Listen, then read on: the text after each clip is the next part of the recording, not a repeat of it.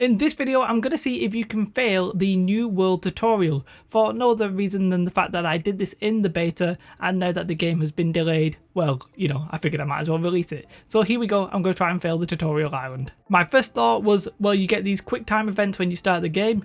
Maybe if you don't press anything, the game will do something and be like, hey, you failed. I left it for quite a few minutes and quite frankly, nothing happened. I left it on a few minutes on each of them. There was no real difference. The background still moved, which I thought was cool, but the game just waited for you. So nothing is happening there. And then you have to do the mandatory bit where you put your sword and shield in your weapon slot. I couldn't figure a way of avoiding that, so I just did that. And then I did the thing that, you know, that just comes common to me, which is get completely naked. So I went to the first enemy and I just let it kill me. I was giving it the odd punch just to, you know, make it look like I was putting up a fight. Anyway, it very slowly and surely killed me and I spawned right back at the start. So I thought, oh, well, that's going to be the end of this. But just in case, I will run all the way to the end boss. It's not really very far, it's not really all the way. Anyway, I ran to the boss of the starting bit, and I was having a little bit of a fight. I was punching it because I was like, I'm never going to do any significant damage to it before it kills me.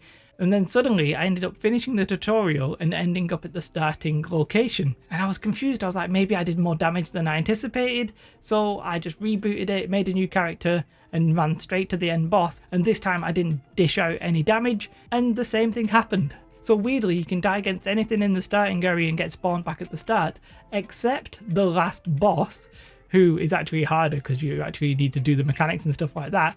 And if you die at the end boss, then you just complete the game. So you can sort of fail everything up until that last boss, because if you die, you get spawned back and it's like, well, you need to learn your lesson because it's actually super easy.